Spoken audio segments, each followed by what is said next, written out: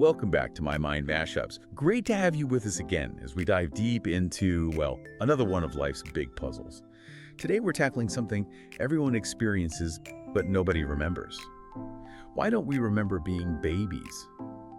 It's that weird blank spot right at the start. Scientists call it infantile amnesia. I mean, think about it. You learned so much back then, walking, talking, who your parents were, but can you actually recall any of it? For pretty much all of us, the answer is no. It's just blank. So today we're going to unpack the science. We'll look at the brain, psychology, maybe even some cultural angles. Our mission, like always, is to pull out the really key stuff, the surprising bits, so you leave feeling like you've genuinely got a handle on it. And hey, if you enjoy these deep dives, please do like, share, and subscribe or follow My Mind MashUps. It really helps us keep exploring these cool topics. Ready? Let's jump in. So, this core thing, infantile amnesia. Most adults, they just don't have conscious memories from before, what, age 2, 3, maybe 4? Yeah, that's about right. And it's not just like forgetting where you put your keys, is it? No, definitely not.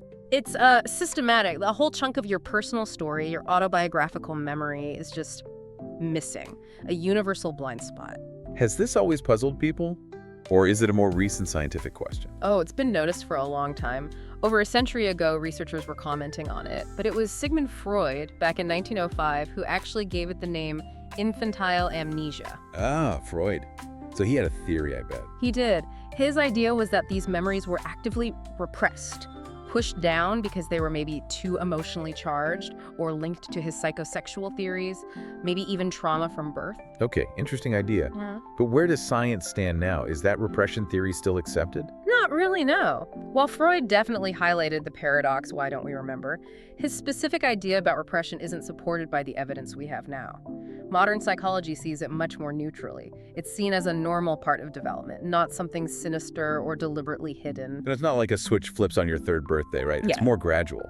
Exactly. It's a gradual offset, as researchers call it. Usually somewhere between age 3 and 5, memories start to have a better chance of sticking. But what's really interesting is that even memories formed then, say at age 4, might still fade away by the time you're an adult. So your earliest memory might actually shift later over time. Which leads to that big question. Right. Are those baby memories gone forever, like wiped clean a storage failure, or are they maybe still tucked away somewhere but we just can't get to them? A retrieval failure. That's what we need to explore. Okay, let's unpack the brain side of things then. What's happening inside a baby's head? Is it just not ready? For a long time, yeah, that was the main thought. The focus was really on the hippocampus. That's the memory hub, right? And the key player for episodic memories, yes. Those specific what, where, when life events. The old thinking was simply that the infant hippocampus was too immature to form lasting memories. End of story. But science rarely stays still, does it? Exactly. And some really groundbreaking recent research is shaking that up.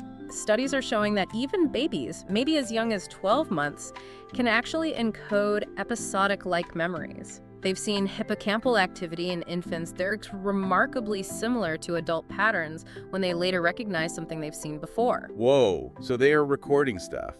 It suggests the machinery for forming memories is there, at least partially, which points more towards the problem being maybe keeping them long-term or retrieving them later on. So less like an empty hard drive, more like maybe the filing system is still under construction. That's a great way to put it. The hippocampus, the prefrontal cortex, these key areas are developing like crazy in the first few years. It's a massive construction project. And this leads to another really compelling idea, the neurogenesis hypothesis. Neurogenesis, new neurons. Exactly. Babies and young kids have incredibly high rates of new neuron growth, especially in parts of the hippocampus. Which sounds like a good thing for learning, right? More brain cells. You'd think so. But here's the paradox. This explosion of new cells might actually be disrupting the older memory circuits. It's almost like the brain's doing such intense remodeling or spring cleaning that it accidentally clears out the old memories to make space for newer, more complex stuff. Forgetting becomes a side effect of growth. Wow, so the brain is literally overwriting its earliest files as it upgrades. That seems to be a strong possibility. Animal studies support this too. Infant mice with high neurogenesis forget faster. If you reduce their neurogenesis, they remember longer. And this isn't just us. Other animals have this too. Yes, it's seen across many mammals, rodents, primates. It seems tied to fundamental brain development that many young mammals go through. And like neuroscientist Flavio Donato pointed out, it's this strange situation. The brain is learning faster than ever, yet those memories often don't last. It strongly suggests infantile amnesia might actually be adaptive. Adaptive? How could forgetting be useful? Well, maybe it helps the brain learn how to learn. Clear out the clutter of fleeting early experiences to focus on building fundamental skills, language, understanding the world, rather than storing every single detail of being a baby. Okay, that makes a kind of sense. But if babies are forgetting so much explicitly, what are they remembering? Because they clearly learn a massive amount. Yes. That's where we need to talk about the two main types of memory. It gets really interesting here. Okay, lay it us. So first you have explicit memory, also called declarative. This is your conscious recall. Facts like who's the president, events like that birthday party you mentioned. The stuff you can talk about. Precisely. And this relies heavily on that developing hippocampus and prefrontal cortex. It's mostly what's missing from infancy. Okay, type 1. What's type 2? Implicit memory, or non-declarative. This is the unconscious stuff. It shows up in your behavior, but you don't consciously remember learning it. Riding a bike. Perfect example. That's procedural memory skills.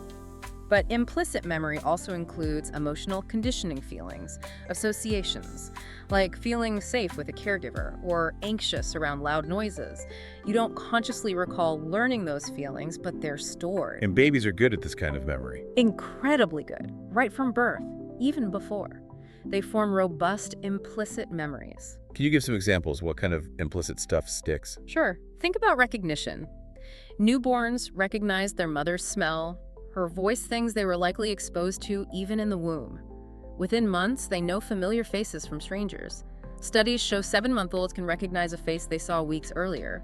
And smell, like the mother's scent, actually boosts that facial recognition. So they know who is important, even if they won't remember meeting them later. Exactly. And then there's emotional bonds. The feeling of being loved, comforted, held, or conversely stressed or neglected gets deeply ingrained. Even if you have zero conscious memory of specific events, those early emotional experiences profoundly shape your later mental health and relationships. Forgotten does not mean it didn't have an impact. That's huge. What about skills? Absolutely. Procedural memory. Remember Carolyn Rovi Collier's famous mobile study? Vaguely. Remind me. She tied a ribbon from a mobile to a 3-month-old's foot. The babies quickly learned kicking made it move, and they remembered that connection for about a week. Wow, at 3 months. Yeah, and crucially, if she gave them a reminder cue, later just showed them the mobile moving briefly, they'd start kicking again the next day. The memory wasn't gone, just needed a prompt. So retrieval failure, not storage failure in that case. Exactly, it supports that idea. And it showed how context-dependent infant memories that they needed the right cue. Also, deferred imitation. 6-month-olds can copy actions they saw earlier. By 12 months, they can remember how to do something for up to 4 weeks. So, summing up, babies are laying down these powerful implicit tracks, feelings, skills, recognitions. But the system for storing explicit tellable life stories isn't really on long yet. That's a really good summary, yes.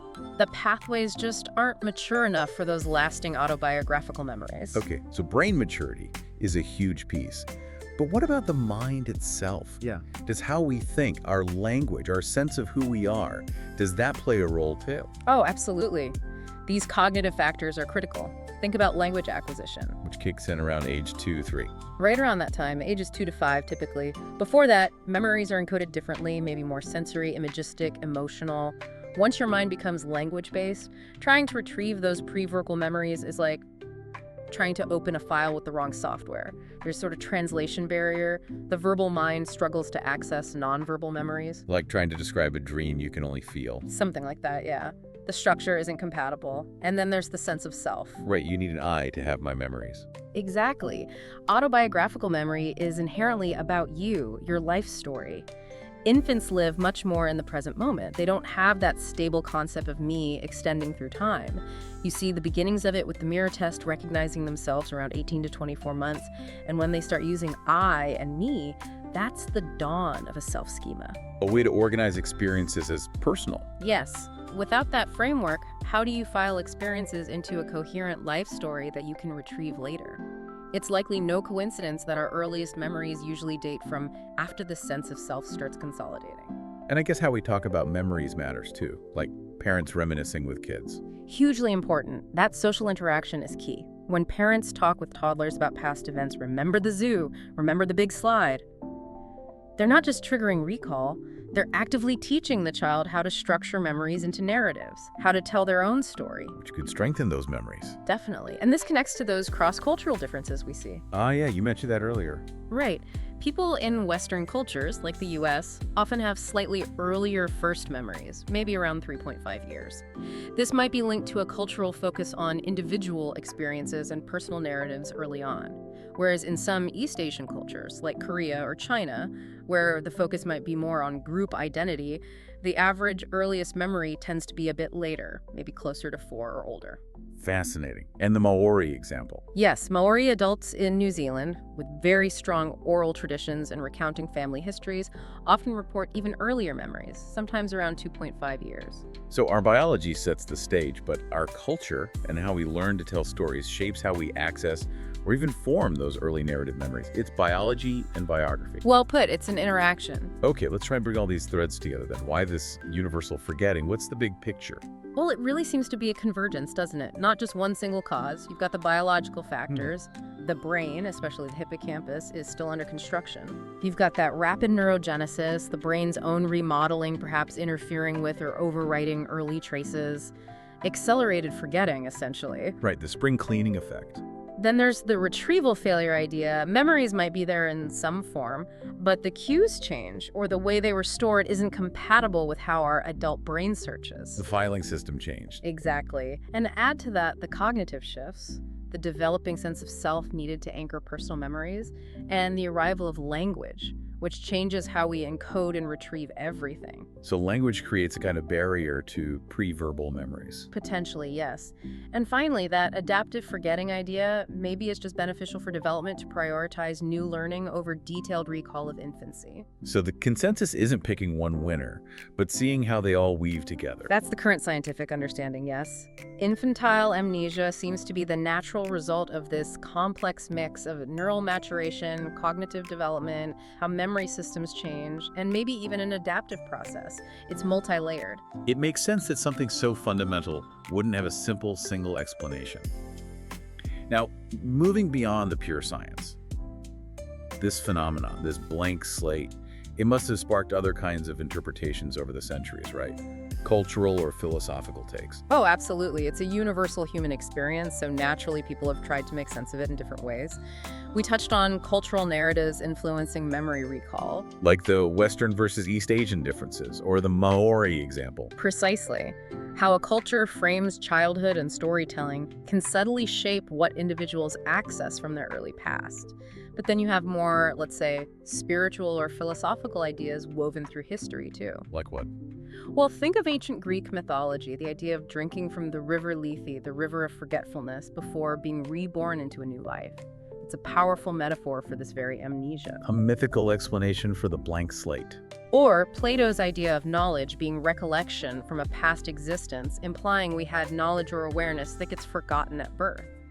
Poets, too, like William Wordsworth, talking about birth being but a sleep and a forgetting, suggesting we lose some connection to a more transcendent skin we had in infancy.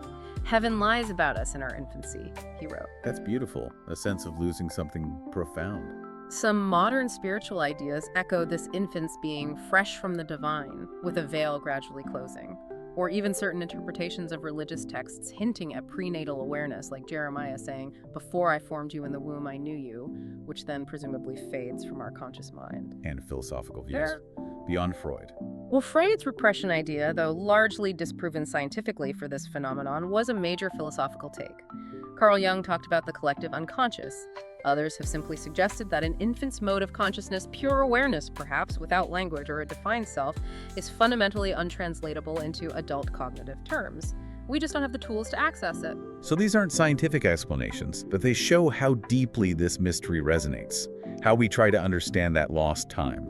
Exactly. They underscore the universal and perplexing nature of it all. Everyone starts with this forgotten chapter. Which brings us to the really tantalizing question. Can we ever get those memories back? Yeah. Is there a way to break through the amnesia? The million-dollar question. People have certainly tried. Techniques like hypnosis or age regression therapy aim to do just that, take someone back to infancy, even birth. Does it work? Well, the scientific consensus is pretty clear. No, not in the sense of recovering accurate, verifiable infant memories. Hypnosis can increase imagination and suggestibility, which unfortunately often leads to confabulations. Confabulations, like false memories. Essentially, yes. The mind creates narratives that feel like memories but aren't based on actual events from that period. There's just no reliable scientific evidence that hypnosis can unlock literal infant experiences stored away somewhere. And there are risks, right? Significant risks. We saw this play out dramatically in the 1980s and 90s with the false memory syndrome controversies, where people under certain therapies came to believe they'd recovered memories of traumatic events, sometimes demonstrably false, causing immense pain. So, best to be very skeptical of claims to recover infant memories through hypnosis. Extremely skeptical. What about other therapies? Can they help? Some therapeutic approaches might help people access memories from early childhood, say age 3, 4, 5.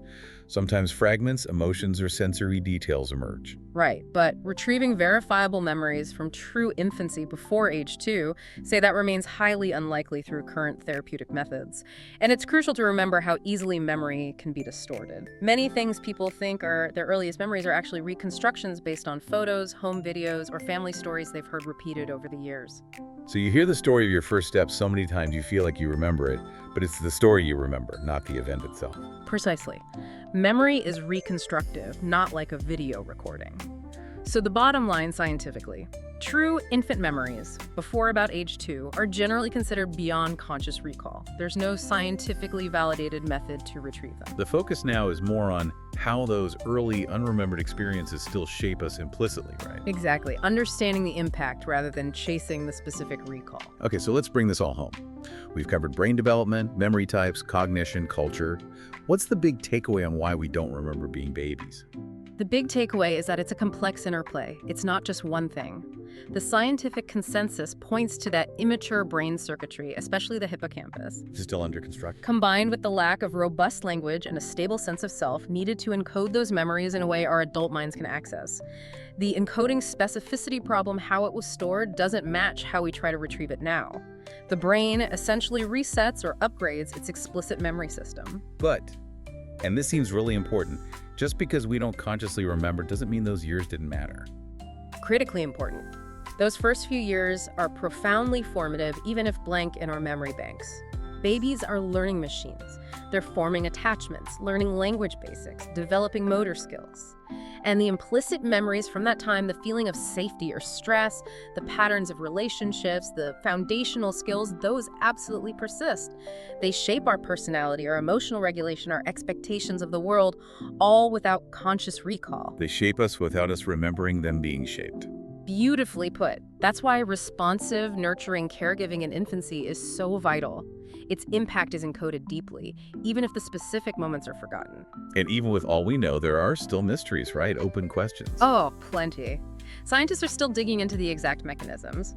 How precisely do those early memory traces get disrupted or pruned by neurogenesis? Could we ever detect latent traces non-consciously, maybe with advanced brain imaging or physiological measures, even if someone can't recall the memory? What about individual differences? Why does my earliest memory seem to be at age 3 and someone else's is closer to 5? Good question. And the precise age cutoff, it's fuzzy.